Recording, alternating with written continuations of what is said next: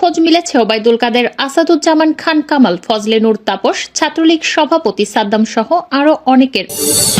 Sheikh Hasina is mother of fascism, হাসিনার কুকীর্তি নিয়ে আল জাজিরার ডকুমেন্টারি। আমার ছেলে নাই, আমি কি করবো পয়সা থেকে? ট্রেন লাইনে ফেলে দেওয়া হয় জীবিত অথবা মৃত ব্যক্তিকে, যাতে ট্রেন কাটা পড়ার পর তাদেরকে চিহ্নিত করতে কষ্ট হয়। কাউকে কাউকে ব্রিজের উপরে নিয়ে গুলি করে মারা হয়, এবং এটা টার্গেট প্র্যাকটিসও।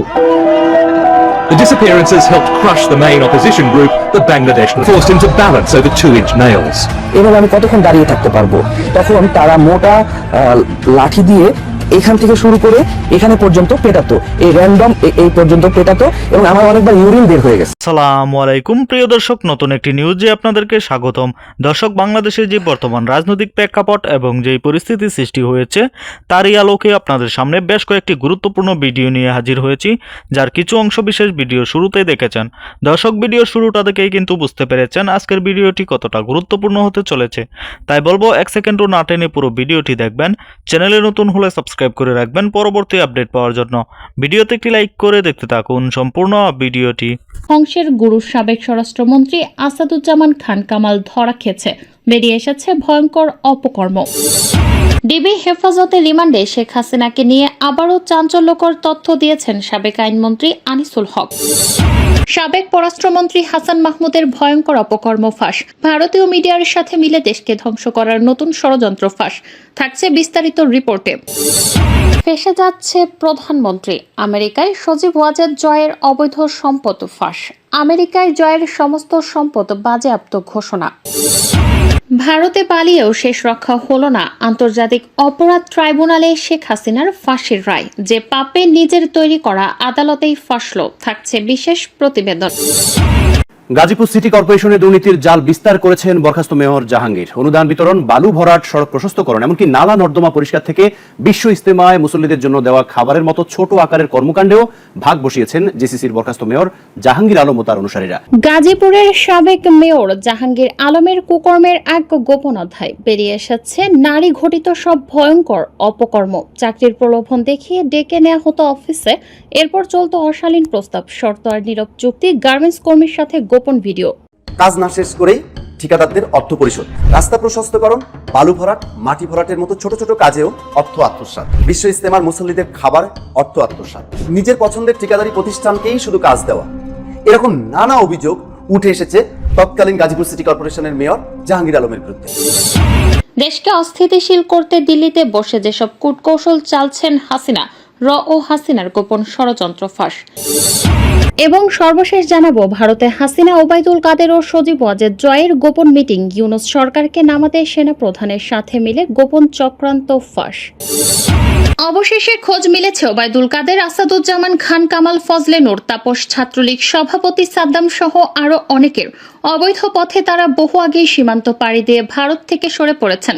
দুবাই, মালয়েশিয়া, সিঙ্গাপুর সহ বিভিন্ন দেশে গণ অভ্যুত্থানের মুখে শেখ হাসিনার পতনের পর থেকে এখনো পর্যন্ত অবৈধভাবে দেশ ত্যাগের চেষ্টা করছেন আরো অনেক রাঘব বোয়ালেরা। পালাতে গিয়ে সীমান্তে ধরা পড়েছেন কেউ কেউ, সীমান্ত পার হতে গিয়ে মৃত্যুর ঘটনাও ঘটেছে। পরিস্থিতি আঁচ করতে পেরে 5 আগস্টের কিছুদিন আগেই বিদেশে পাড়ি জমিয়ে আর দেশে ফেরেননি আওয়ামী লীগের বিভিন্ন পর্যায়ের এমন 13 জন নেতা রয়েছেন, যারা পালিয়ে গেছেন বা পালানোর চেষ্টায় রয়েছেন। তাদের প্রায় সবাই হত্যা সহ বিভিন্ন মামলার আসামি। এমন অবস্থায় প্রশ্ন উঠেছে, সরকার পতনের এতদিন পরেও কিভাবে সব ব্যক্তি দেশ থেকে পালাতে পারছেন।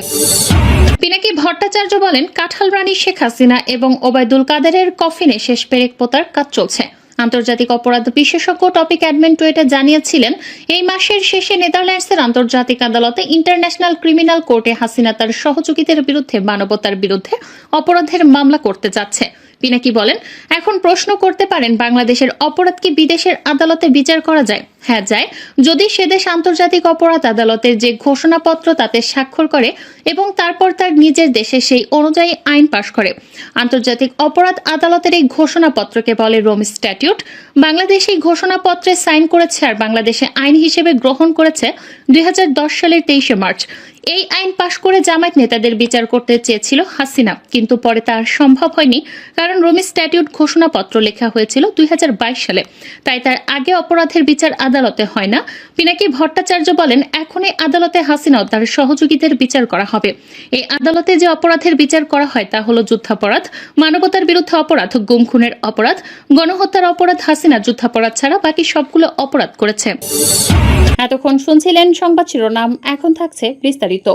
বাংলাদেশে শেখ হাসিনার দানবীয় শাসন আমলে গুম খুন ও বিচার বহির্ভূত হত্যাকাণ্ড এবং বাংলাদেশের ভবিষ্যৎ গণতন্ত্র নিয়ে ডকুমেন্টারি প্রকাশ করেছে আল জাজিরা, যেখানে নিরপরাধ ব্যক্তিদের হত্যা, ভিন্ন মত দমনে আয়নাঘর তৈরি করা এবং হাসিনার রাজনৈতিক প্রতিহিংসার চিত্র তুলে ধরা হয়েছে। এছাড়া জুলাই আন্দোলনের সাধারণ মানুষের গুলি করে হত্যার তথ্য প্রকাশ করেছে আল জাজিরা। পাশাপাশি হাসিনার শাসন আমলে কিভাবে দেশের অর্থ বিদেশে পাচার হয়েছে সে বিষয়েও তথ্য প্রমাণ তুলে ধরেছে কাতার ভিত্তিক সংবাদ মাধ্যমটি। আল জাজিরা তুলে ধরে 2014 সালে নির্বাচনে জয়ের জন্য হাসিনা কিভাবে গুমের রাজনীতি শুরু করে। তৎকালীন সময়ে বিএনপি নেতা ও সমাজকর্মী সাজিদুল ইসলামকে তুলে নিয়ে গুম করে হাসিনা সরকার। এরপর আর সাজিদুলকে ফিরে পায়নি তার পরিবার। They were not criminals. They were activists, strong organizers for opposition party.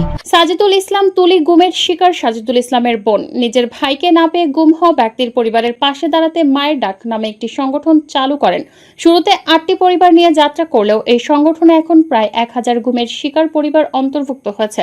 প্রিয়জনকে ফিরে পাওয়ার আশায় এখনো অপেক্ষায় থাকেন তারা জীবিত আছেন কিনা মৃত তাও জানেন না স্বজনরা। হাসিনার এমন নৃশংসতা থেকে জীবিত ফিরে আসা আলোচিত দুইজন ব্যক্তি হলেন উম্মাম কাদের এবং ব্রিগেডিয়ার জেনারেল আব্দুল্লাহিল আমান আজমি। 5 আগস্ট হাসিনা পালানোর পর তাদের ছেড়ে দেওয়া হয়। এই দুজনের সঙ্গেও কথা বলেছে আল জাজিরা। শুধু হুম্মাম কাদের ও আমান আজমি দুজনকেই আটক রাখা হয় আয়নাঘরে। ডিজিএফআই দ্বারা নিয়ন্ত্রিত নির্জন অন্ধকার রুমে বছরের পর বছর আটকে রাখা হয় তাদের। তারা আল জাজিরাকে জানিয়েছেন, আয়নাঘরে যাদের রাখা হতো তাদের সবসময় হাত বেঁধে রাখা হতো, কারোর সাথে দেখা করতেও কথা বলতে দেওয়া হতো না। আল জাজিরাকে আব্দুল্লাহ আমান আজমি জানান, অন্ধকার একটি সরু রুমে তাকে চোখ বেঁধে মুখোশ পরিয়ে রাখা হতো। আশপাশের কোনো শব্দ শুনতে পেতেন না তিনি। ফ্যাসিস্ট হাসিনা পালানোর পর একে একে সামনে আসতে থাকে আয়নাঘরের চিত্র।